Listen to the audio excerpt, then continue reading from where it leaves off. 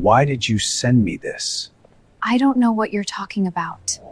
Who are you sending that photo to? The voice came from behind me, low, dangerous, and possessive. I turned, still holding my phone. Dante Greco, my boss, who was also a Mafia boss, was inside the fitting room with me. His dark eyes were fixed on my phone screen. His jaw clenched tight. I was wearing a red dress molded to my body. I looked hot, and he was furious. "That's none of your business," I said, trying to sound calm. He took a step and got closer. "Everything about you is my business, Madison." That's when I realized I was screwed.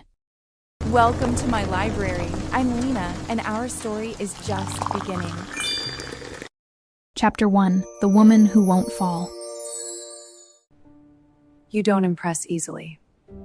The situation was really difficult because of something simple. I needed a job and the chance came up to get hired, and I really needed that job badly. It wasn't a matter of wanting, it was pure necessity. The kind that makes you wake up at 3 in the morning staring at the ceiling and calculating how long you can survive before the bills swallow you alive. Debts were piling up. The rent on my tiny Brooklyn apartment went up every year, and adult life was teaching me in the worst possible way that dreams don't pay bills. When I saw the ad looking for a manager for an elite club called Velvet Rose, I didn't think twice before sending my resume, because I was qualified, had solid management experience, and was too desperate to be picky. What I didn't expect was for the interview to take place in an office that seemed to have been pulled straight out of some Italian luxury architecture magazine. Everything in shades of black and gold, furniture that probably cost more than my used car, a panoramic view of Manhattan that made my apartment look like a moldy shoebox, and sitting behind an absurdly large desk, leafing through my resume with long, elegant fingers, was him. Dante Greco was the type of man you look at and immediately know means trouble. Impeccable, dark suit, tailored to that body that probably hid muscles under the expensive fabric, jet black hair perfectly slicked back, strong jaw that looked carved from Italian marble. But it was his eyes that really caught me off guard, dark as espresso, intense in a way that made you feel like he could read every thought you were trying to hide. When he lifted his gaze from the paper to me, I felt something strange twist in my stomach, a mix of nervousness and something I completely refused to identify. "Impressive," he said, and his voice had that subtle Italian accent that turned each word into something dangerously seductive. He leaned back in his chair, studying me with attention that should have made me uncomfortable, but instead just made my spine straighten in silent defiance. "Why do you want to work here?" I could have given some elaborate answer about professional growth and career opportunities, but apparently my brain decided brutal honesty was the best strategy. "Because I need money, and I'm good at what I do." His lips curved into a smile that didn't quite reach his eyes, but carried something like genuine amusement. "You're direct. I like that." He tilted his head slightly, and I felt the full weight of all that attention focused on me. "And you are?" I asked,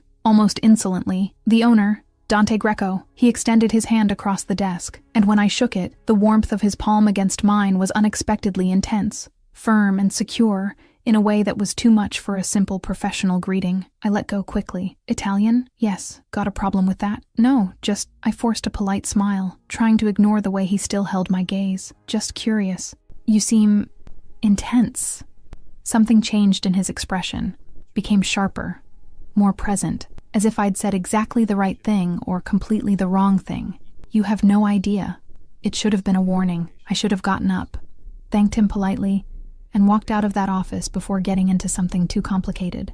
But then he said, "You're hired," in that naturally commanding voice, and all I could think was that I'd finally be able to pay my bills on time.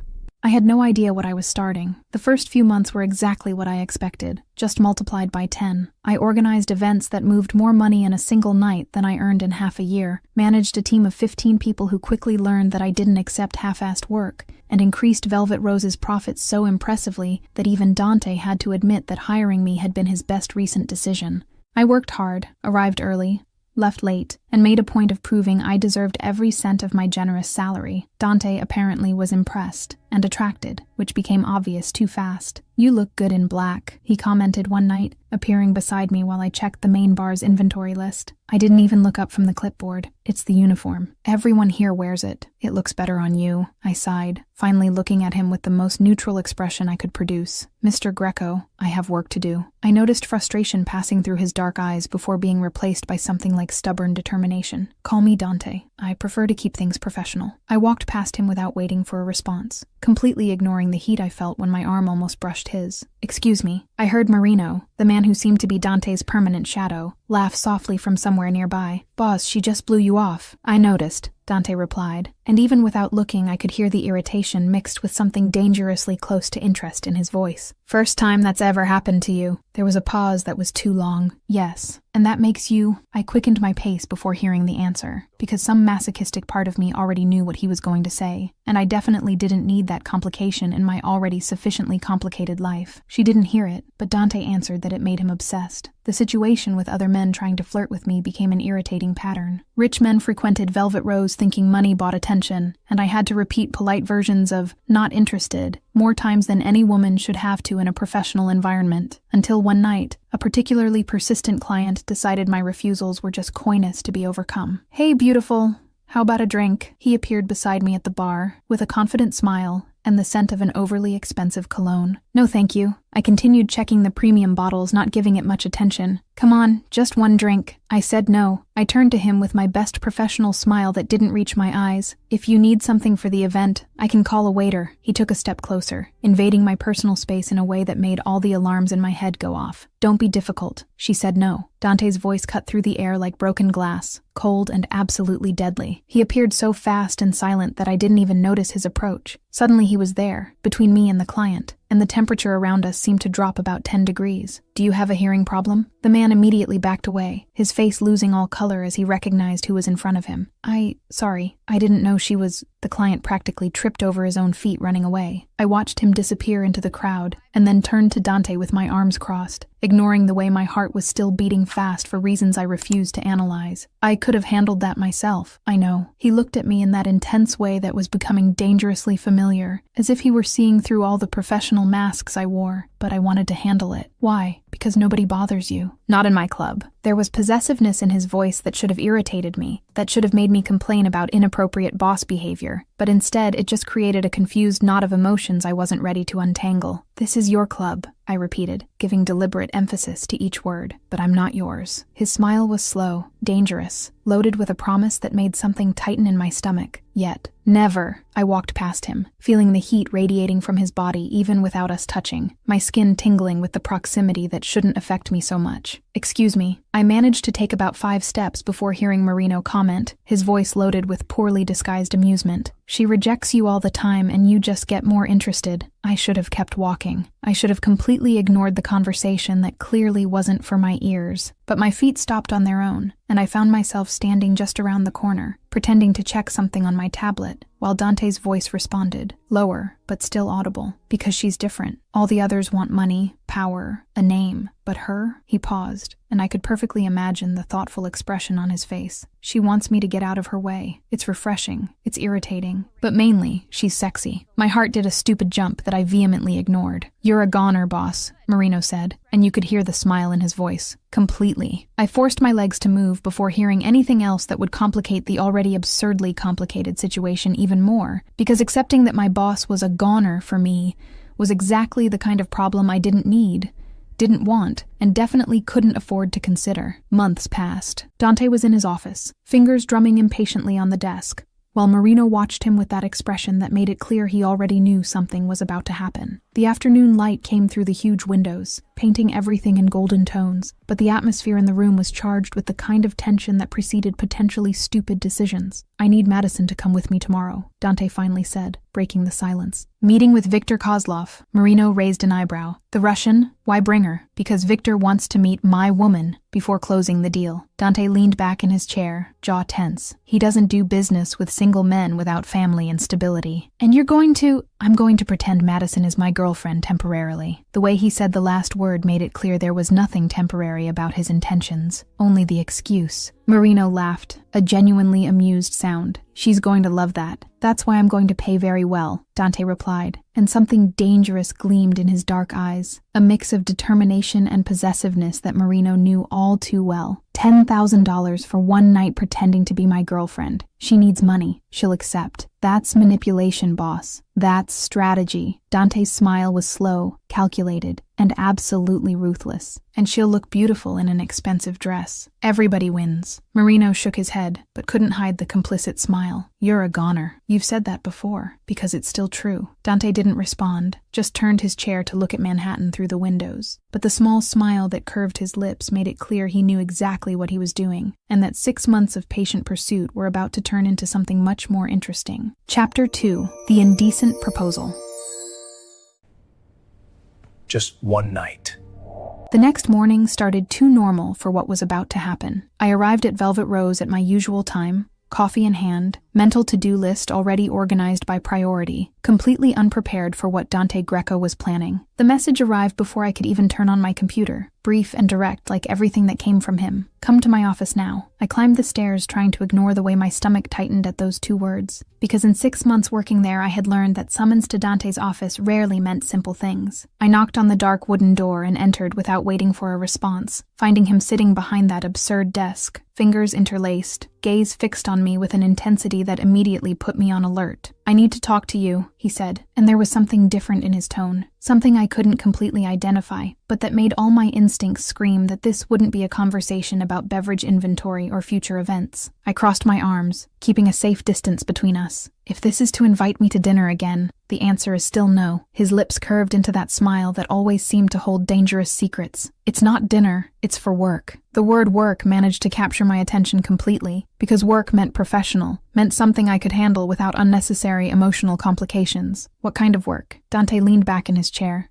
studying me with attention that made my skin tingle even through my clothes. I need you to accompany me to a meeting as my... He made a deliberate pause, and something in his gaze changed, became more intense, as my girlfriend. The silence that followed was so heavy I could hear my own heart beating fast in my ears. I blinked once, twice, trying to process if I'd heard correctly, if Dante Greco had really just asked what I thought he'd asked. What? The word came out in a disbelieving whisper. Viktor Kozlov is a Russian businessman, and he only does business with stable men. Married. Committed. He spoke each word carefully, as if explaining a complicated contract, except the subject was infinitely more absurd than any legal document. He wants to meet my partner before signing the contract. My brain finally caught up with my mouth. And you want me to pretend to be that partner? Yes, just for one night. Just a dinner. Dante counted on his fingers as if he were listing grocery items, not asking me to play the role of fake girlfriend. You act like a girlfriend. He signs the deal and done. It's over. I should have said no immediately. I should have walked out of that office and completely forgotten that absurd conversation, but some masochistic and overly curious part of me needed to know. And you don't have a real girlfriend? Dante looked at me in a way that made the air leave my lungs, dark eyes fixed on mine with an intensity that seemed to burn through all the defenses I tried to maintain between us. No, the only woman I'm interested in doesn't give me the time of day. I swallowed hard, feeling the heat rise up my neck because it was impossible not to understand the hint, impossible not to notice the way he looked at me while speaking. But I wasn't going to take that bait, wasn't going to turn a work proposal into something personal and complicated. How much are you paying? He smiled, genuinely amused. Direct as always. I'll pay $10,000. I almost choked on air. 10,000? For one night. Pretty dress, smiles, and fake love. He tilted his head, and there was challenge in his gaze now. Subtle provocation that made me want to accept just to prove I could. Can you do that? I pretended to consider the proposal longer than I actually needed to, because $10,000 would pay half my debts, because $10,000 meant financial security I hadn't had in years, because $10,000 was worth one uncomfortable night pretending to have feelings I definitely didn't have for my impossible and irritatingly attractive boss. Pretend I love you? It'll have to be Oscar-worthy acting, but I made my own dramatic pause. But for 10,000? Yes, I can do it. The smile that lit up his face was too satisfied,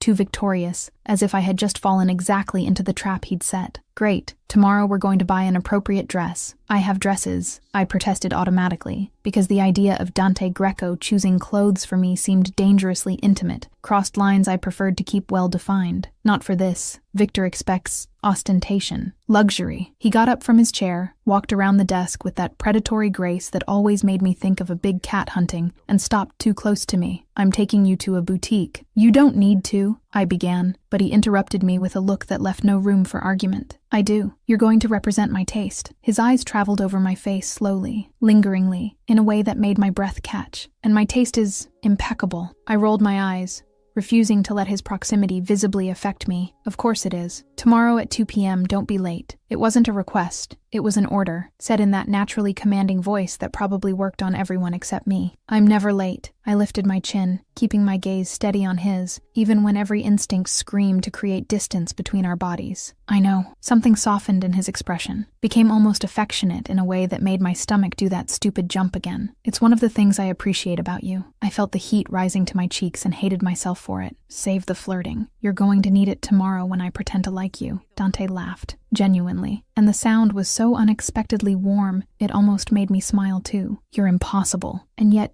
you hired me. I walked past him toward the door, finally allowing my lungs to fill with air that wasn't saturated with that masculine cologne I was starting to recognize too late. Who's the impossible one here? I left before he could respond, before I could do something stupid like agree to any other absurd proposal that man invented. The door closed behind me with a soft click, but even from outside I could hear when Marino appeared in the office, voice loaded with poorly disguised curiosity. Boss, I found something out. I should have kept walking and gone back to my own office and focused on the real work I needed to do. But my feet stopped on their own, and I found myself leaning against the wall next to the door, listening to a conversation that definitely wasn't for my ears. What? Dante's voice sounded too casual to be genuine. Victor doesn't require a wife. He's single. The silence that followed lasted long enough for me to perfectly visualize the dangerous smile that was probably forming on Dante's face. Yes, but Madison doesn't know that. And doesn't need to know. My stomach dropped. That son of a bitch had lied. You lied to have an excuse to spend time with her? Marino asked, and there was admiration mixed with incredulity in his voice. It's not a lie. It's just strategy, Dante replied, and I could hear the sound of liquid being poured into a glass, probably that expensive whiskey he kept in his office. And she's going to look beautiful in an expensive dress. You're a goner, boss. You said that yesterday, because it's still true. I forced my legs to move before hearing anything else, before fully processing the information that Dante Greco had just blatantly lied to manipulate me into spending time with him. I should be furious. I should go back there and throw the proposal back in his face. I should do many things that sensible women would do, but $10,000 was still $10,000. And if Dante Greco wanted to pay that absurd amount just to have me at a dinner pretending to be his girlfriend, then who was I to complain? He was going to find out I was a much better actress than he imagined, that I could fake indifference as well as he faked that this was all just work. I went back to my office with a small smile on my lips, because if there was a game being played, then two could play. And Dante Greco was about to find out that Madison DeLuca wasn't a woman who let herself be manipulated without fighting back. Tomorrow at 2 p.m. was going to be interesting. Very interesting. Chapter 3. Shopping. That dress is dangerous. And tension. The boutique was on one of those Manhattan streets where even the air seemed more expensive, where window displays showed unique pieces with price tags that would make most people faint. I arrived at 2 p.m. sharp, because punctuality was a principle I didn't negotiate, wearing my favorite jeans and a simple cotton blouse that made it clear I wasn't trying to impress absolutely anyone. I leaned against the glass wall next to the entrance, trying to ignore the nervousness. The sound of a powerful engine made me look up, and of course Dante Greco would arrive in a car that probably cost more than my entire apartment. Black, gleaming under the afternoon sun, the type of vehicle that made pedestrians stop to look with admiration or envy. He got out of the car with that ease that seemed to come so naturally to men accustomed to power. Punctual, he said as he approached, taking off his sunglasses and letting those dark eyes travel over my body from top to bottom in a way that should irritate me, but instead just made my temperature rise a few degrees. Always. I put my phone back in my pocket, keeping my tone professional and casual. Let's get this over with. I have things to do later. Something gleamed in his gaze, curiosity mixed with that intensity I was starting to recognize too late. Like what? None of your business. Dante took a step toward me,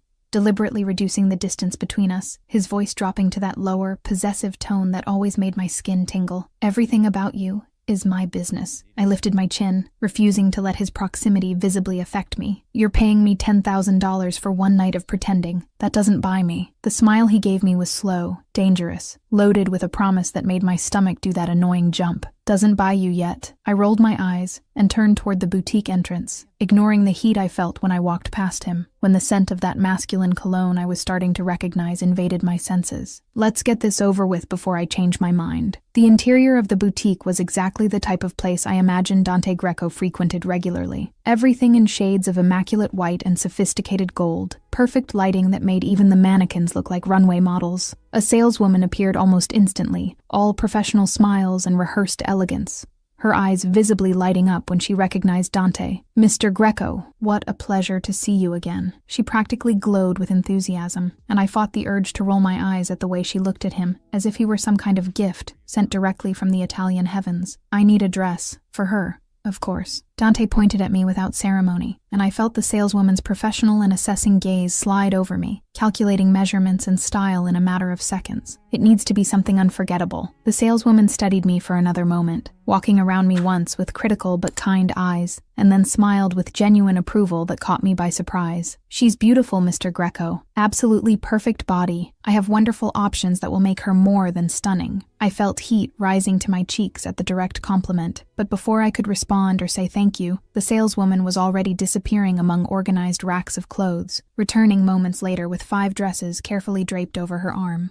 Each one was more beautiful than the last, fabrics that seemed to flow like liquid under the perfect light, cuts that promised to transform any body into museum-worthy works of art. She hung them delicately on a mobile rack nearby, and my jaw dropped to the floor when I saw the prices on the tags. "This costs more than 3 months of my rent." The phrase escaped before I could filter it. Dante didn't even blink, as if we were discussing the price of coffee and not dresses that literally cost thousands of dollars each. "So what? Try them on." "I don't need something so—" I started to protest, but he cut me off with a single look that left absolutely no room for argument or negotiation. "Madison, try them on now." His voice had that tone of absolute command he probably used to give orders in his dangerous world, where nobody questions him. I crossed my arms over my chest, refusing to give in so easily, without at least showing some resistance. "You're bossy." His lips curved into a smile that carried genuine amusement, mixed with that constant possessiveness that seemed to be an integral part of his personality. "And you're impossible to deal with and stubborn to the last strand of hair. We match perfectly." I huffed with fake irritation, but grabbed 3 of the dresses from the rack, because arguing in front of the saleswoman who was watching us with poorly disguised interest seemed like a worse option than simply obeying this time. The saleswoman guided me to the fitting rooms located at the back of the boutique, small individual rooms closed off with heavy velvet curtains, equipped with full-length mirrors and perfectly designed lighting. I closed the thick curtain behind me and took a deep breath, trying to process the complete surreality of the situation I had voluntarily gotten myself into. I was about to try on dresses that cost small fortunes to wear at a fake dinner, pretending to be the girlfriend of a man who had blatantly lied about the entire situation just to have me by his side for one night. The first dress was blue, a deep and rich sapphire tone that contrasted beautifully with my darker skin tone.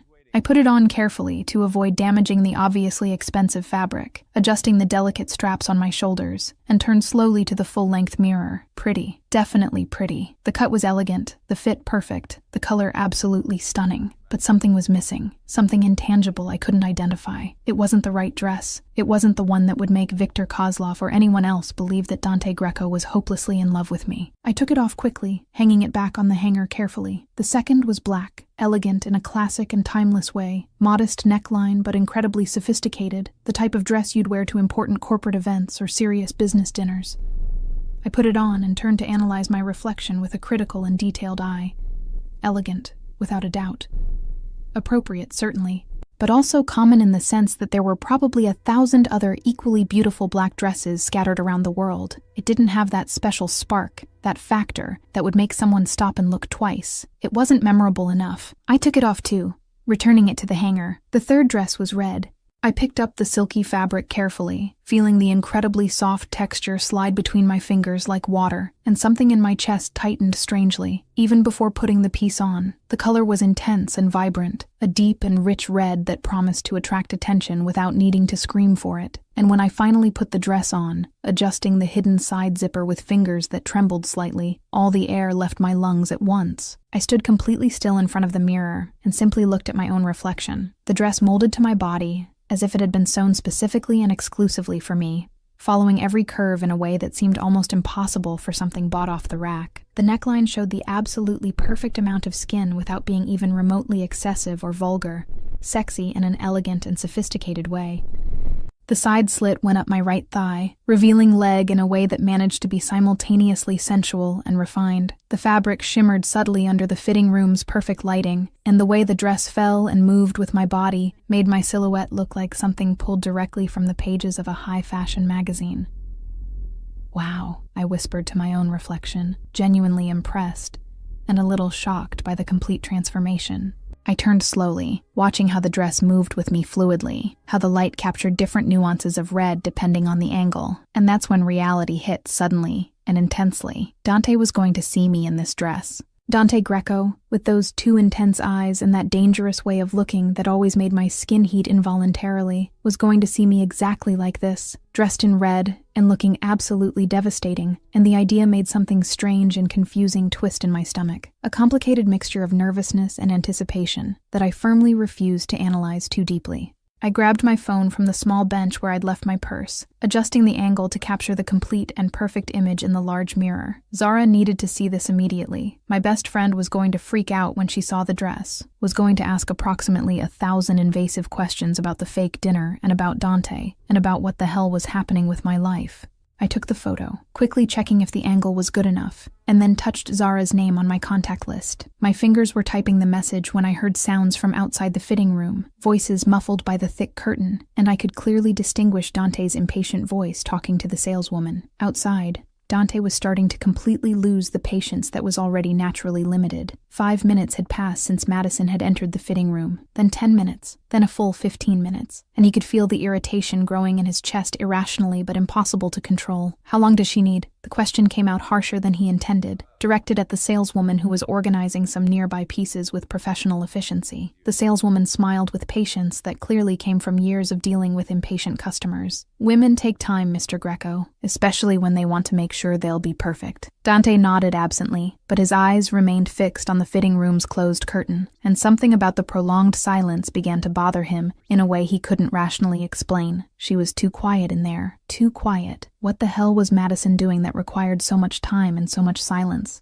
The possessiveness that always lurked just below the surface when it came to her began to wake up, whispering possibilities that made his jaw clench. He got up from the comfortable chair, where the saleswoman had insisted he wait, crossing the boutique's elegant space with long, determined strides until he stopped in front of Madison's fitting room. He knocked on the wood beside the curtain, trying to keep his voice controlled and casual. "Madison? Just a minute." Her response came quickly, but there was something in her voice, a distraction that put all his instincts on high alert. And then he heard the unmistakable sound of a cell phone notification coming from inside the fitting room, followed by the muffled sound of fingers typing quickly on a glass screen. She was on her phone, inside the fitting room, possibly taking photos, possibly sending those photos to someone. To whom? The question exploded in his mind with irrational and completely disproportionate force. "What are you doing?" The question came out loaded with authority and something dangerously close to poorly disguised jealousy. "Trying on." "Wait," Madison responded from the other side of the curtain, and he heard more sounds of movement, fabric brushing against skin, the soft click of another photo being taken. Something inside him simply broke. The irrational, possessive, and completely out of control jealousy exploded in his chest like a detonating bomb, and before he could rationally process the decision or consider the social consequences, his hand was pulling the heavy curtain aside with decisive force. "Who are you talking to?" The question came out almost like a growl, voice low and dangerous as he invaded the fitting room's private space without any apparent remorse. "Nobody." Madison turned quickly, eyes wide with genuine shock, phone still in her hand, and the red dress. Dante simply stopped breathing. The red dress transformed her into something absolutely devastating, hugging every delicious curve of her body in a way that made all rational thought completely abandon his mind. The neckline revealed cream-colored skin that his hands itched to touch. The slit showed long and perfect leg, and the vibrant color against her dark skin created a contrast that was simply sinful. She was holding her phone, clearly in the middle of sending some message, and the reality of the situation hit him with brutal force. She had taken a photo, dressed like that, and was sending it to someone. Chapter 4. Who are you sending that photo to? Tell me the truth. Dante was inside the fitting room with me, the heavy curtain still swaying slightly behind him from where he'd pulled it with force, and the tiny space that already seemed small, before now seemed absolutely microscopic with his body taking up half the available air. He was looking at the phone in my hand, with an intensity that made my skin completely break out in goosebumps. Dark eyes fixed on the illuminated screen, where the photo I'd just taken was still open, and then that gaze slowly traveled up the red dress, over my shocked face, and back to the phone with something dangerous gleaming in the dark depths. Who are you sending that photo to? The question came out in a low voice, too controlled, loaded with possessiveness and jealousy I could feel vibrating in the air between us. My brain took a full 3 seconds to process the completely absurd situation. What? You can't just... I asked you a question. He took a step toward me, and suddenly he was too close, completely invading my personal space in a way that made my heart race out of control. His hand reached behind him and pulled the curtain back, completely closing the fitting room, locking us together in that tiny space. Who are you sending that photo to? My heart was beating so fast I could barely tell if it was anger at the blatant invasion or something completely different and infinitely more dangerous. To Zara, my best friend, and you have no right to invade my fitting room, to read my messages, to... Before I could finish the indignant sentence, Dante simply took the phone from my hand, with a quick, smooth movement, his eyes dropping to the screen as he scrolled through the conversation with Zara. I could see perfectly when he read each message, could see the tension in his jaw gradually relaxing as he processed the words exchanged between two friends, and something in his chest seemed to decompress slightly. I snatched the phone back from his hand forcefully, clutching the device against my chest as if to protect it from future invasions. You're impossible. Completely impossible. You invaded my fitting room like you had some right, read my private messages without any permission, act like you own me when you don't. I don't, he agreed, but his voice came out low and intense in a way that made something tighten in my stomach. Dante took another step, eliminating the last remnant of safe distance between us, and I could feel the heat radiating from his body through the thin fabric of the dress. But when I saw you with the phone in your hand, taking a photo in that dress, his jaw visibly tensed, and I could see the muscle jumping under his skin. I thought you were sending it to another man, and he paused, dark eyes searching mine with an intensity that stole my breath. I really didn't like that. It took a moment for his words to fully process in my confused brain. You were jealous? The incredulity in my voice was genuine and absolute, because the idea of Dante Greco, powerful and controlled man, getting irrationally jealous over a photo he didn't even know who it was being sent to, seemed completely surreal. Yes, a little jealous. He said each word with brutal clarity, without trying to hide or soften the admission. Irrational, possessive, and completely idiotic. He paused, his voice dropping even lower. But absolutely real. But I'm not even yours. The words came out almost like a desperate protest, trying to grasp some logic that would make sense of the whole situation. His expression changed, became more intense, more dangerous, more honest than anything I'd seen in him before. Yet, the word hung in the air between us, loaded with promise and threat in equal measures. But when I saw you in that dress, Madison, his eyes traveled completely over my body, from the neckline that showed the curve of my breasts to the slit that revealed my thigh, and returned to my face with heat that made my breath catch. All I can think about is how I'm going to kill any man who looks at you that way. All words abandoned my mind at once. You're crazy, I finally managed to whisper, because there was no other explanation for all the intensity, for the raw possessiveness in his voice, for the way he looked at me as if I were something precious and dangerous at the same time. For you? Completely and hopelessly crazy. A small, dangerous smile touched his lips. And before you say this is inappropriate, that I'm your boss, that I'm crossing every possible line, I know all of that. But I can't stop, can't pretend I don't feel it. I tried to grasp some logic, some defense that made sense. This is completely ridiculous. You barely even know me. I've been watching you for 6 whole months. His voice became softer, but no less intense, loaded with truth that made something twist in my chest. I know you drink black coffee without sugar every morning, that you organize your pens by color in the pencil holder on your desk, that you smile when you think no one is watching, a small, genuine smile that lights up your entire face, that you're incredibly kind to the staff, but don't accept disrespect from anyone, no matter how important the client is. He paused, his eyes holding mine with an intensity that left me completely breathless. I know you, Madison. Much more than you think I do. My heart was beating so fast I felt dizzy, the defenses I'd built so carefully beginning to crack and crumble under the weight of his raw honesty. That doesn't change anything about what's happening here. His hand rose slowly, giving me enough time to pull back if I wanted to, but my feet seemed glued to the floor as his fingers touched my face with surprising gentleness for hands so big and strong. It changes everything, he said softly, his thumb tracing the line of my cheek with tenderness that made tears threaten my eyes. Because I don't want to pretend you're mine just for one night of business anymore. I want you to be mine for real. completely, without any pretending. His touch burned my skin in a way that should scare me, that should make me pull back and create safe distance. I took a step back, my back hitting the cold mirror, raising my own defenses in a last, desperate effort at self-preservation. No, I'm not going to be another one of your conquests, another trophy for you to show off, another woman who fell at your feet and then got discarded when you got tired. Frustration exploded in his expression, replacing that softness with something wilder and more honest. You really think that's what this is? That you're just another one? It always is, I threw back. All the insecurities and fears I'd carried for years spilling out in desperate words. Men like you. Men like me. There are no men like me. Only me. He said these words taking a step toward me and eliminating the distance I'd created. I've never wanted a woman the way I want you. Never pursued anyone. Never had to fight for someone's attention. They always came to me, wanting my money, my power, my name. But you, he paused, breathing heavy, eyes burning into mine. You ignore me like I'm nothing, reject me every time I try to get close, drive me completely crazy with all that indifference. And still I keep coming back, keep trying because you're not a trophy, Madison.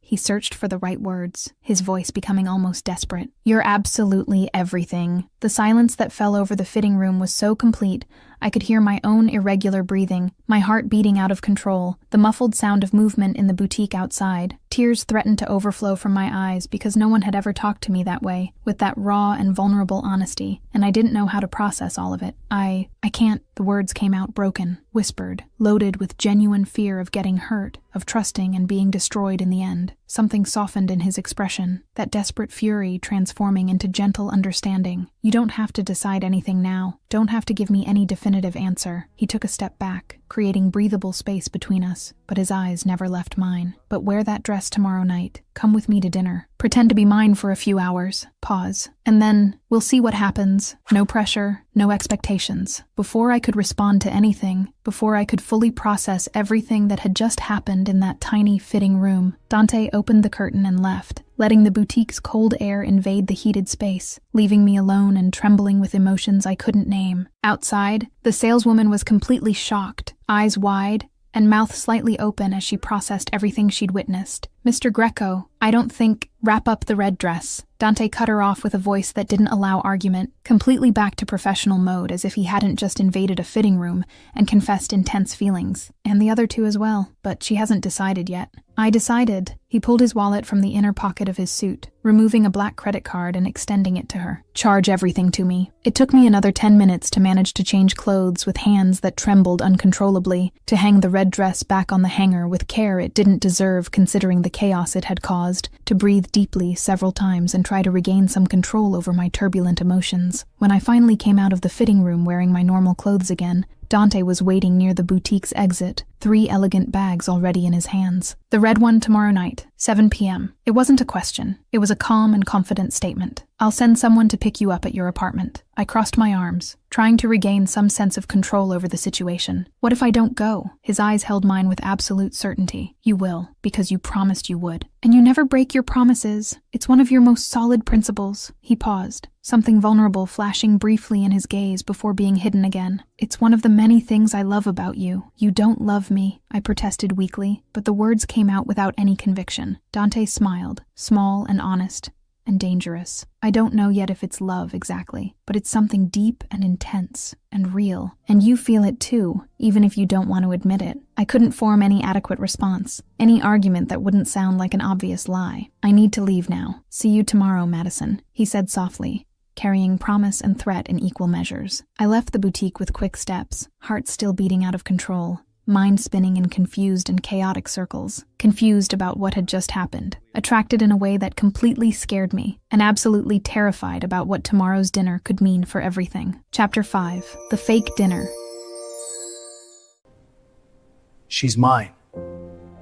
That becomes real. I spent the entire day trying to convince myself that this was just work, just one night pretending to be Dante Greco's girlfriend, in exchange for $10,000 that would pay half my debts. Just acting, just business, nothing personal or complicated. But when I got home after work and saw the 3 elegant boutique bags hanging on my apartment door with a simple card that said only 7 p.m. ED, my stomach did that annoying jump that was becoming too familiar when it came to that impossible man. I took a long shower trying to calm the nerves that insisted on manifesting, dried my hair more carefully than usual, applied makeup that managed to be elegant without seeming excessive, and then I put on the red dress, adjusting the silky fabric over my body's curves, looking at my reflection in the bathroom's small mirror, and barely recognizing the woman looking back. I looked like someone else, someone sophisticated and confident, and absolutely devastating, and part of me wondered if Dante would see through the whole mask and realize that inside, I was completely terrified.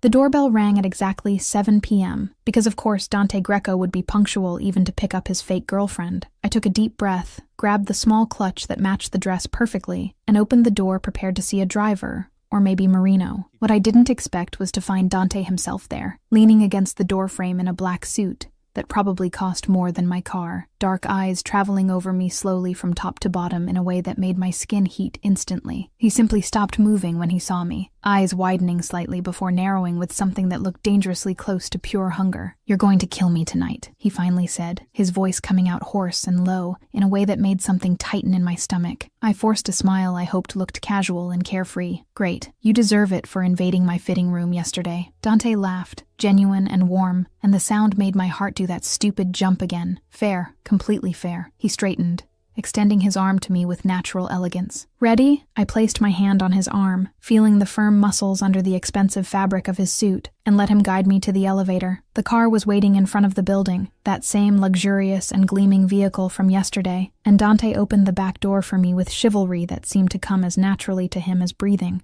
I slid inside onto the soft leather seat, arranging the dress carefully, and Dante got in right after, closing the door and creating that intimate, closed bubble that made all the air seem denser. The driver pulled away smoothly, and we felt the car glide through Manhattan traffic, while silence stretched between us. Loaded with tension, I could feel vibrating in the small space. I was about to say something to break the uncomfortable silence when I felt the warmth of Dante's hand landing on my thigh exposed by the dress's slit, long fingers curving possessively over my skin. My heart immediately raced. "Rules?" I managed to ask, keeping my voice surprisingly steady considering how fast my pulse was. Dante turned to me, dark eyes meeting mine in the car's semi-darkness. "Act in love when we're in front of Victor. Touch me naturally. Smile like it's real. Call me love or baby." He paused, his thumb tracing slow circles on my thigh in a way that was making it difficult to maintain any coherent thought. Basically, pretend you love me. I tried to completely ignore the way that simple touch was making my entire skin tingle. "For $10,000, I'll pretend absolutely anything you want." Something changed in his expression, became more intense, more vulnerable. What if it's not pretending? The air left my lungs at once, and it took me a moment to process the question loaded with meaning. "Focus on work, Dante," I finally managed to say, looking away to the window and watching New York's lights passing quickly. He didn't respond, but his hand remained on my thigh for the rest of the trip, warm and possessive and impossible to completely ignore. The restaurant was exactly the type of place where powerful men made important deals, all in shades of gold and dark red, low lighting creating an intimate atmosphere, tables separated by enough distance to guarantee privacy in conversations. The maitre d' guided us to a table in the back, where a large and intimidating man was already waiting. Short blonde hair, light blue eyes that seemed to assess everything with calculated precision, presence that occupied space almost aggressively.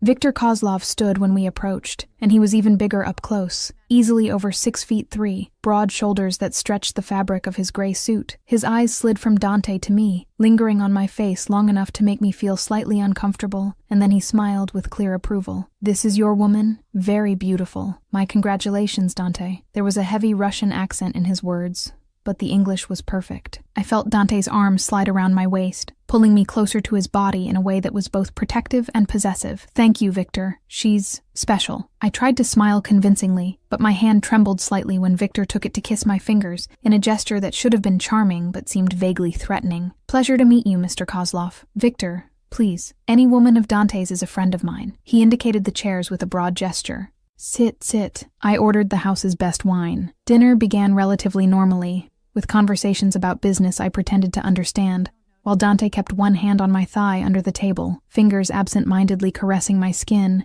in a way that made it extremely difficult to focus on anything else.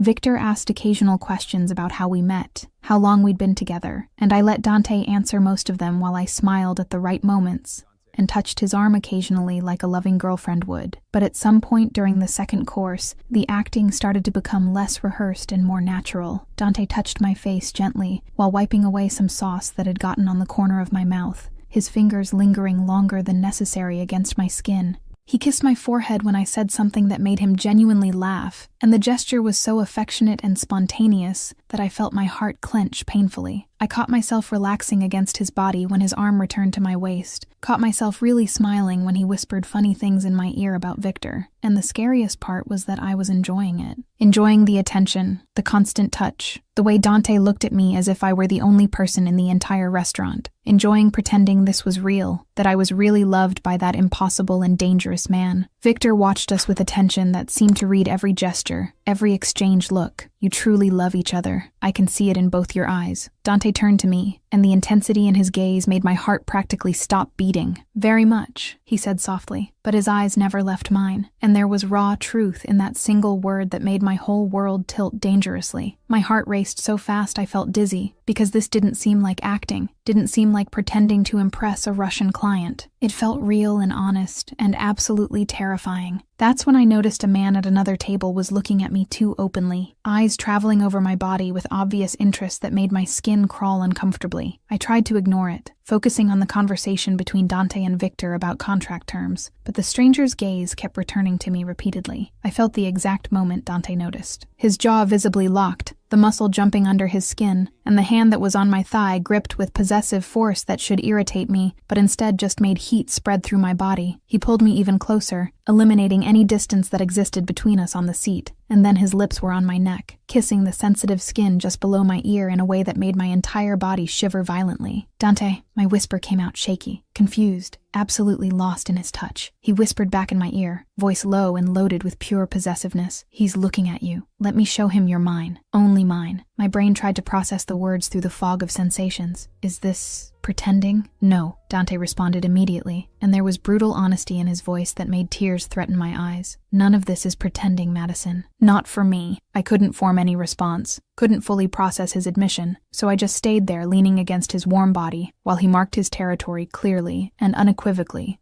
for anyone who was watching. The rest of dinner passed in a confused fog of conflicting emotions. Victor eventually signed the contract Dante had brought, declaring himself satisfied with the partnership and impressed with the family stability Dante demonstrated. It was a pleasure doing business with you, my friend, Victor said when saying goodbye, shaking Dante's hand firmly. The pleasure is mine, Dante responded professionally, but his eyes were on me when he spoke. Victor turned to me one last time, taking my hand and kissing my fingers again. Take good care of her, Dante. Women like this are rare, precious as diamonds. Dante looked directly at me, and there was something so intense in his gaze that it made my heart clench painfully. I know exactly how rare she is. The ride back was silent and loaded with tension so dense I could feel its weight pressing against my skin. Dante didn't take his hand off my thigh, fingers tracing distracted patterns that were making it impossible to form any coherent thought. I should say something, should break the silence and establish clear boundaries, should remind us both that this had been just work and pretending. But the words refused to come, and when the car stopped in front of my building, all I could do was look at Dante with my heart beating out of control and silently ask what the hell would happen now. Chapter 6. The Resistance.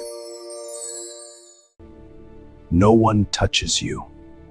And the siege. The car stopped in front of my building, and the heavy silence that had filled the entire ride back continued vibrating in the air as Dante turned off the engine. He got out first, walking around the vehicle with that natural predatory grace, and opened my door, extending his hand to help me out. I accepted the help because the heels were too high to refuse chivalry, feeling the warmth of his palm against mine as he guided me out of the car, and we walked together to the building's entrance. I stopped in front of the entrance, looking for my keys in the small clutch with fingers that trembled slightly, too aware of his presence behind me, too aware of how the entire night had been confusing and intense and absolutely terrifying. Thanks for the work, I finally managed to say, and the words came out awkward and strange because calling it work seemed wrong in every possible way. Madison, his voice came out low, loaded with something that made my heart clench. I kept looking for my keys, avoiding looking at him because I knew if I looked into his dark eyes, all my defenses would completely crumble. You can send the money tomorrow to my account. I'll text you my bank details. His hand took mine, long fingers wrapping around my wrist with gentle but unmistakable firmness, forcing me to stop stop and finally look up. Forget the money. I blinked, confused and disoriented. But we agreed on 10,000. You promised. I don't want to pay to spend time with you anymore. Dante pulled me slightly closer, eliminating the safe distance I was trying to maintain, his eyes searching mine with an intensity that stole all the air from my lungs. I just want real time. For real, without financial transaction involved. I felt my defenses rising automatically, fear settling in my chest with familiar and devastating force. Dante, no. Why not? The question came out genuine, almost vulnerable in a way that didn't fit the powerful man I knew. Give me a real reason. Because I can't. The words exploded from me with desperate force, all the fears and insecurities spilling at once. You're dangerous, powerful, completely impossible to reach, and I'm just me. Simple, ordinary, normal, forgettable. We don't make any sense together. Something changed in his expression, became softer, but also more determined. We make all the sense in the world. You're the only person who truly challenges me, who isn't impressed by my money or power. The only one who makes me feel real, human, not just a position or an important name. I shook my head, stepping back and hitting my back against the building's door. And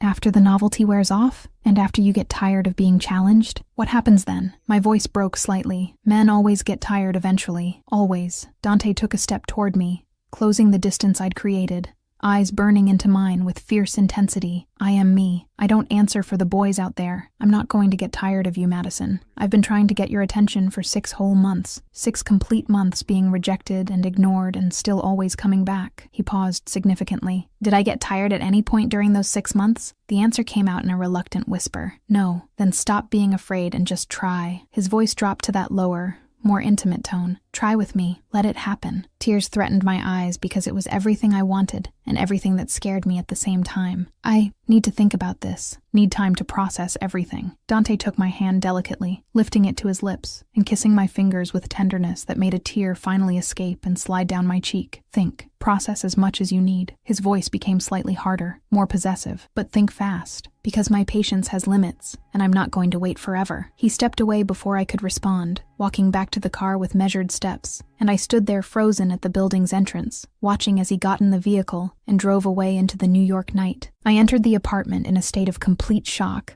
closing the door and sliding down with my back against the wood until I sat on the cold floor, the red dress spread around me, completely confused about everything that had happened and absolutely terrified by what I felt. The following weeks were a lesson in persistence I hadn't asked to learn. Dante didn't give up, not for a single second. In fact, he increased his efforts in a way that made it impossible to completely ignore him, surrounding me with constant attention that was simultaneously irritating and incredibly touching. Flowers started arriving at my office every day without exception. Not generic florist arrangements, but carefully selected bouquets of flowers I didn't even know I liked until I saw them there. Vibrant colors that brightened my workspace. Soft perfume that reminded me of him every time I breathed. I tried to return the first ones, but the delivery person just smiled and said he had strict orders to leave them regardless of my protests. Coffee started appearing on my desk every morning. Always exactly the way I liked it. Black and without sugar, still hot and perfectly prepared. Initially I thought it was coincidence, that someone on the team was being kind, until I realized there was always a small note next to the cup. Thinking of you, one said. That red dress haunts me, said another. Good morning, Madison, written in firm masculine handwriting I was starting to recognize. Dante also started appearing at completely unexpected moments. In the hallway when I was going to a meeting, in the kitchen when I was getting water, in the parking lot when I was leaving, never invading my personal space, never pressuring or demanding, just there, present, constant, impossible to completely ignore. Stop it, I protested one afternoon when I found another absurdly beautiful bouquet of pink peonies on my desk. Dante just smiled in that small, stubborn way of his. Stop what? All of this. The flowers, the notes, showing up everywhere. I gestured widely to emphasize the point. You're being completely ridiculous. I'm being persistent, he corrected calmly, leaning against my office doorframe with studied casualness. There's a difference. I'm not going to give in, I declared with conviction I didn't completely feel. Dante just smiled more, that slow and dangerous smile that always made my stomach do that annoying jump. We'll see. But the humiliating truth I didn't want to admit to anyone, especially not to myself, was that I was gradually giving in. I caught myself smiling when I read the notes, carefully keeping each one in a drawer in my office instead of throwing them away like I should. The flowers were never discarded. I kept them until they completely wilted, changing water and cutting stems to make them last longer. And worse still, I caught myself looking for him when I arrived at the club, feeling strange disappointment when I didn't see him immediately. "Bestie, you like him," Zara declared with absolute conviction one night when we went out to dinner, pointing her fork at me accusingly. "I don't," I protested automatically, but even to my own ears the denial sounded weak and unconvincing. Zara rolled her eyes so dramatically it was almost comical. "You keep the notes."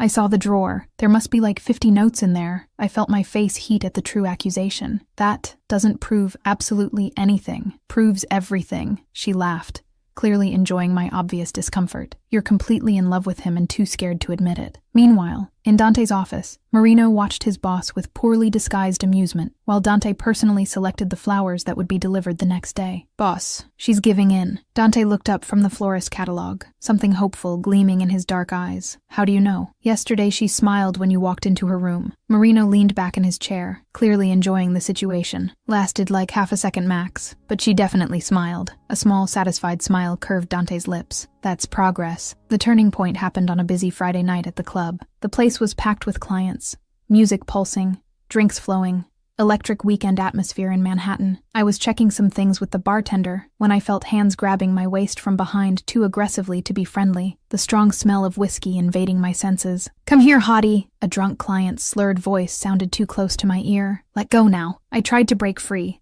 turning and pushing against his chest, but his fingers just gripped tighter, leaving marks on my skin through the thin fabric of my blouse. That's when Dante appeared out of nowhere, moving so fast I barely saw the blur before his fist connected with the client's face with brutal force. The man fell to the floor immediately, knocked out with a single punch, and then Dante was in front of me, hands holding my face with extreme care, eyes traveling over my entire body looking for injuries. "Are you okay? Did he hurt you?" His voice came out almost desperate, raw concern completely replacing the fury I'd seen seconds before. I was shaking uncontrollably, adrenaline still running through my system. "No, I didn't finish the sentence, because Dante pulled me into a hug so tight it almost crushed the air from my lungs, one hand on the back of my head, the other around my waist, holding as if I would disappear if he let go. "Nobody touches you. Nobody. Ever." And it was in that moment, with my heart beating out of control and my body trembling in his strong arms, that all my defenses finally completely crumbled. "Dante." My voice came out broken, vulnerable, completely lost. He pulled back just enough to look at my face, hands still holding me as if I were precious and fragile. Enough running from me, enough resisting what's happening between us. His eyes searched mine with an intensity that stole my breath. "You feel it. I know you feel it too." The tears finally overflowed, sliding down my cheeks. "I feel it, but I'm so scared, Dante." "Of me?" Something pained passed through his expression. "Of you hurting me eventually. Of being just temporary. Another one who passed through your life." The truth came out in a broken whisper. Dante took my face between his hands with tenderness that contrasted completely with the violence he'd shown seconds before. "You're never temporary. You're forever. Everything. Complete. If you let me. What if it goes wrong?" The question came out in a small voice, scared, vulnerable. His eyes held mine with absolute certainty. What if it goes completely right? The silence stretched between us, loaded with 6 months of tension and resistance and fear, and then I heard my own voice saying words I didn't know I was ready to say. "Kiss me." Dante froze completely. "What? If you want it so badly, if you really feel all of this." I swallowed hard, gathering courage. "Kiss me, now, here." He didn't wait another second. His lips met mine with desperate hunger, 6 months of waiting and frustration and desire pouring into that single kiss, intense and devastating and absolutely perfect. My arms went up around his neck automatically, fingers burying in his dark hair, and he pulled me even closer until there was no space between our bodies. When we finally separated, both breathless and trembling, my voice came out in a shaky whisper. "That was inevitable," Dante completed, his forehead resting against mine. "This was always inevitable from the first moment." "I'm still scared," I admitted honestly, because the fear hadn't magically disappeared. It had just been overcome by something stronger. Dante kissed my forehead with tenderness that made more tears fall. "Then be scared with me. Be scared, but don't leave me, please." "Okay." The word came out small but firm, a surrender and a promise at the same time. "Okay?" He pulled back to look at my face. hope and disbelief mixed in his expression. "Let's try, you and me. But if you hurt me," I started to warn. "I'll kill myself first," Dante interrupted with absolute conviction. I couldn't help but laugh through the tears. Dramatic. His lips curved into that small, genuine smile I was learning to love. "For you, always." Chapter 7. Together I never stopped loving you. and challenges. The first few weeks after that kiss were like living in a dream I still feared waking up from, only to discover it had never been real. Dante was possessive in ways that should irritate me, but instead just made me feel protected and wanted. Always with a hand on my waist when we were together, always pulling me close when someone looked too long. But he was also surprisingly sweet, remembering small things I mentioned in passing, showing up with my favorite chocolate when I'd had a bad day, sending silly messages in the middle of the workday just to make me smile. I was still learning to completely trust, still had moments where the fear came back and made me question if this was too real to last, but Dante was incredibly patient with my insecurities, always reassuring me with words and touches, and that intense gaze that said more than 1,000 declarations. And the chemistry between us was absolutely absurd, electric and constant.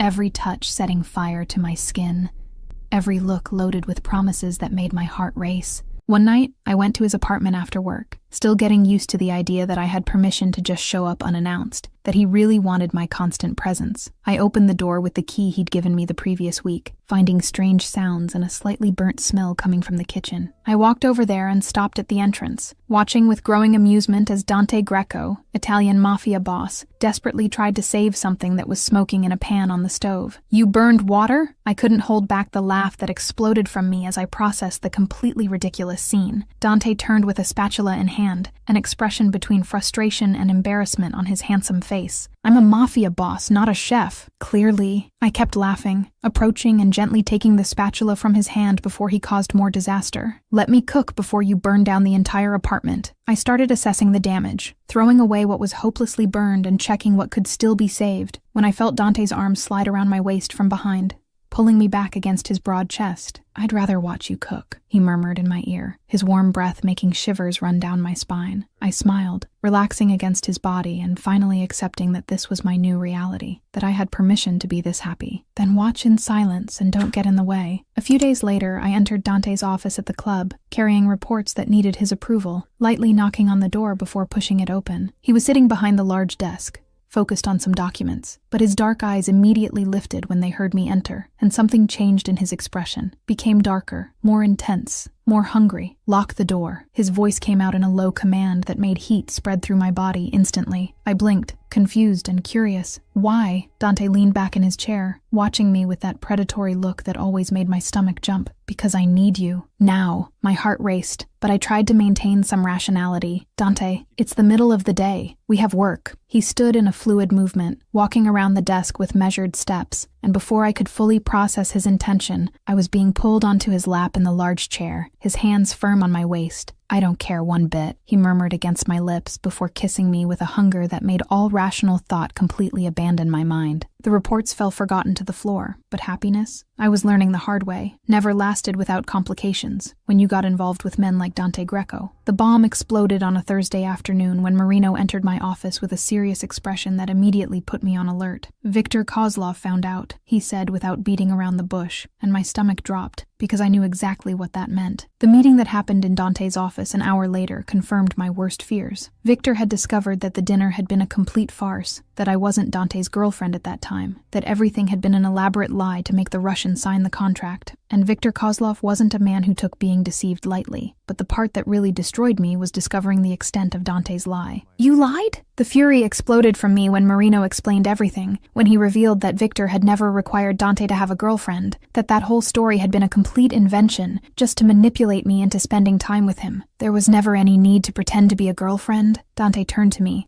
and there was guilt and desperation mixed in his expression. "I needed an excuse to spend time with you. You constantly rejected me, never gave me a chance. You used me." Tears burned my eyes, the betrayal cutting deeper than anything I'd felt. "Manipulated me, lied, created this whole fake situation." "No." He took a step toward me, but I immediately backed away. "I wanted you. There's a huge difference between using and desperately wanting." I shook my head, tears finally overflowing and sliding down my cheeks. "You broke my trust." I left the office before he could respond. before his words could convince me this was less serious than it really was. I ignored when he called me, ignored the footsteps following behind me, just ran to my car and drove home in a state of complete shock. The phone rang 17 times that night, 17 calls from Dante that I let go straight to voicemail, each ring making my heart clench painfully, but my determination remained firm. Messages started arriving too, dozens of them, ranging from desperate apologies to pleas for me to answer, to let him explain properly. Around 11 at night,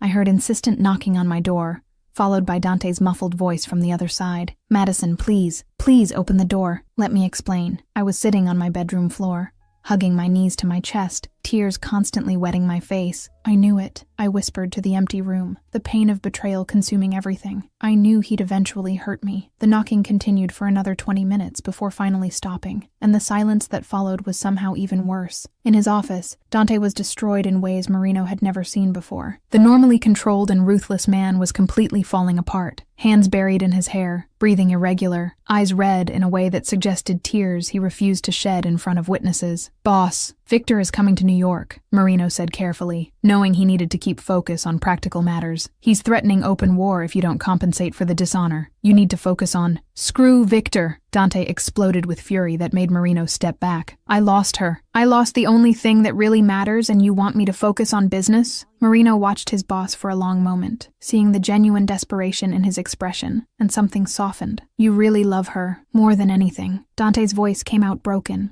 honest, completely vulnerable. "More than this empire, more than money, more than power. And I ruined everything with an idiotic lie." The situation escalated from bad to catastrophic the next morning, when Victor decided the best way to get to Dante was through me. I was leaving my building for work, when unknown men surrounded me, a hand covering my mouth before I could scream, and everything went black when something was pressed against my nose. When Dante received Victor's call saying he had kidnapped me, something inside him simply completely broke. Marino had never seen that level of cold, calculated fury, that murderous determination that transformed Dante into something absolutely terrifying. "Mobilize everyone," Dante ordered with a voice that promised brutal violence. "All the men, all the resources, everything we have. I'll burn this entire city down until I find her." The rescue happened in less than 6 hours, Dante personally leading the invasion of the warehouse where Victor was keeping me. I woke up tied to a chair, head throbbing, when I heard sounds of fighting and gunshots from outside. And then the door exploded and Dante was there, clothes stained with blood that probably wasn't his, wild eyes searching until they found me. "You touched her!" Dante's roar echoed through the empty space as he advanced on Victor with clear homicidal intent. Victor smiled humorlessly, grabbing a gun. "You lied to me, and I'll lie 1,000 times if it's to protect her." Dante launched himself at the Russian before he could shoot, and the fight that followed was brutal and quick, ending with Victor knocked out on the floor,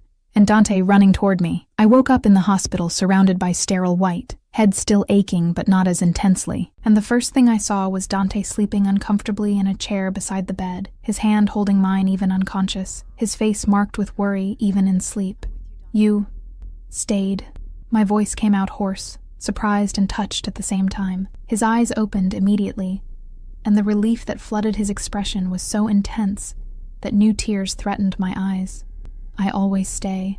I'll always stay, Madison. Always." I remembered the betrayal, the lie that had caused all of this. "You lied about the dinner." "I lied about the dinner," he admitted without hesitation, moving to sit on the edge of the bed, his free hand touching my face with extreme tenderness. "Yes, completely. But lying about my feelings. Never, not once." His eyes held mine with an intensity that stole my breath. "I love you, Madison. Real, deep.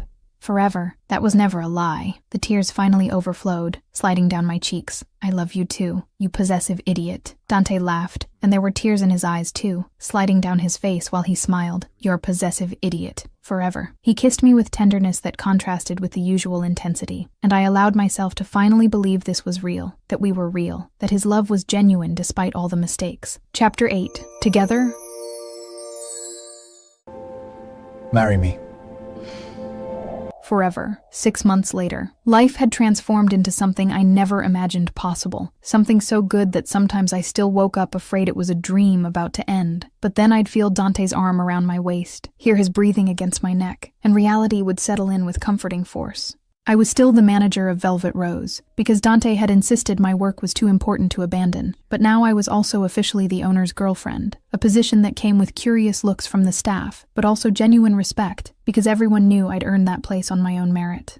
Dante continued being possessive in ways that made anyone looking immediately realize I was his, always with some part of his body touching mine when we were together, always pulling me close when someone got too close. But he'd also learned to be respectful of my boundaries, never suffocating or controlling me, and I had become confident in that love in ways I never thought I'd be capable of, deeply loved, completely happy in ways that before seemed impossible. We were inseparable in a way that made Marino constantly roll his eyes, but even he had to admit we worked perfectly together, balancing each other in unexpected ways. Saturday afternoon had started peacefully, with Dante insisting we needed to go shopping, because I needed new clothes, a transparent excuse to spoil me that I'd learned to accept without much resistance. We were in one of the luxury boutiques he frequented, me trying on some pieces, while Dante waited outside the fitting room with patience that was gradually running out. "How long do you need?" His voice sounded from the other side of the curtain after approximately 10 minutes, loaded with poorly disguised impatience.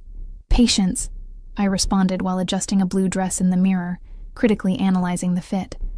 "I don't have any patience." "It's been a full 10 minutes. I rolled my eyes, even knowing he couldn't see. "It's been 5 minutes, max." I heard Marino outside, clearly trying not to laugh. "Boss, you're being incredibly dramatic. What if she's taking a photo again?" Dante responded, and I could hear genuine anxiety mixed with that possessive jealousy that had become his trademark. "You're still jealous about that?" Marino sounded genuinely incredulous. "That was 6 months ago, and it was a photo for her best friend." "I'll always be jealous," Dante declared without any embarrassment. I finished getting ready and came out of the fitting room wearing a casual but elegant dress, smiling when I saw Dante's expression immediately light up when he saw me. "Like it?" His eyes traveled completely over my body before narrowing slightly with suspicion. "Are you taking a photo of this?" I couldn't hold back the laugh that exploded from me at the ridiculous question. "No. Not yet, at least." "Madison," he began with a warning tone. "Relax completely." I kept laughing, approaching him and touching his chest affectionately. "I only send to Zara when I take a photo, like I always do." Dante pulled me closer, hands landing possessively on my waist. "This time I'm taking the photo, of both of us together." Before I could respond, he was already grabbing his own phone, pulling me against his body,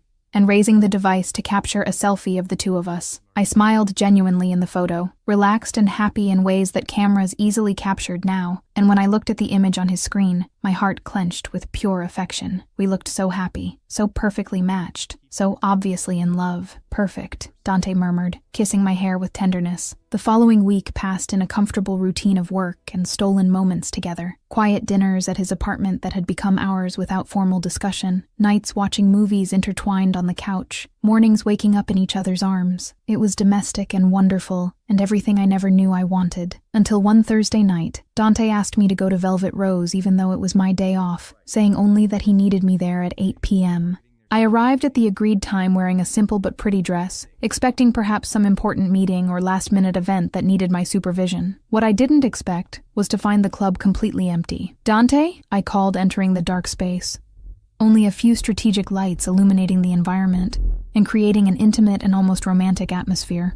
"Why did you close the entire club?" He appeared from the shadows near the bar, devastatingly handsome in a dark suit, that small, nervous smile I rarely saw curving his lips. "Because I need complete privacy for what I'm going to do." My heart started beating faster, some part of me recognizing what was about to happen before my brain fully processed it. "Privacy for what?" Dante walked toward me with measured steps, every movement loaded with intention, and when he stopped in front of me, he simply knelt on the club's marble floor, one hand going to the inner pocket of his suit and removing a small velvet box. My breathing stopped completely. "Madison DeLuca," he began, and there was raw emotion in his voice that made tears immediately burn my eyes. "You ignored me for 6 long months when we met, repeatedly rejected me, drove me completely crazy with your indifference." He opened the box, revealing an absolutely stunning ring that sparkled under the soft lights. "And I loved every second of it, because you challenged me, completed me, made me want to be better in every way. Marry me? Let me be your possessive idiot forever?" Tears were already sliding freely down my cheeks, sobs of pure happiness escaping as I processed the moment. But some mischievous part of me couldn't resist reminding him of everything that had happened. "You invaded my fitting room," I managed to say through tears and simultaneous laughter. A small, guilty smile touched his lips. "I invaded completely. You got jealous of a photo I was sending to Zara. I got absurdly and irrationally jealous," he admitted without hesitation. "You lied about the dinner with Victor. I lied shamelessly to have an excuse to spend time with you," Dante agreed. and there was humor mixed with regret in his dark eyes. I took a step toward him, touching his face with trembling hands. And even so, despite all of that, I love you more than anything in this world. The hope that lit up his expression was absolutely beautiful. So marry me? Yes. The word came out amid happy sobs. Yes, yes, 1,000 times yes. Dante stood in a fluid movement, removing the ring from the box and sliding it onto my finger with hands that trembled slightly, and then pulled me into a kiss so full of love and promise and happiness that I felt like I would explode with all of it. When we finally separated, both laughing and crying at the same time, sounds of applause echoed through the club. I turned surprised and found Marino,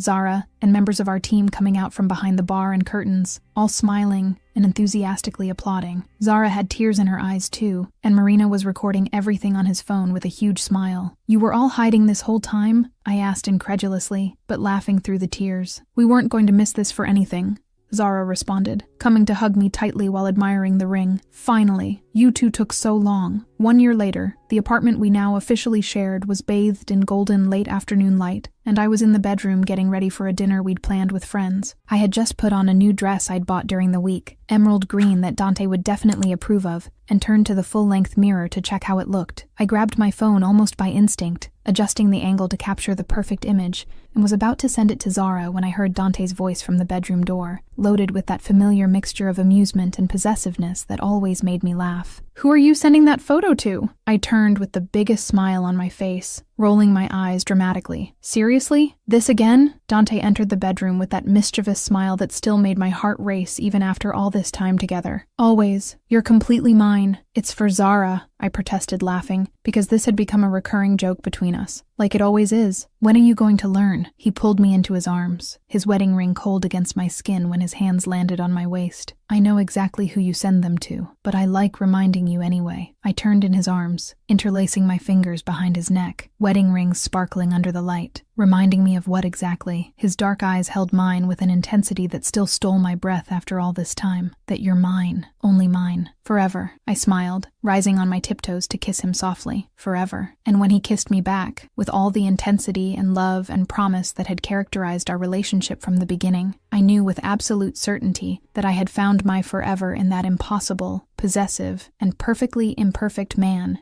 who had invaded my fitting room and my heart with equal determination. Our story had started with a lie about a fake dinner, had survived betrayals and kidnappings and deep fears, and had transformed into something real and true and absolutely unbreakable. It had always been the right answer, from the very first moment.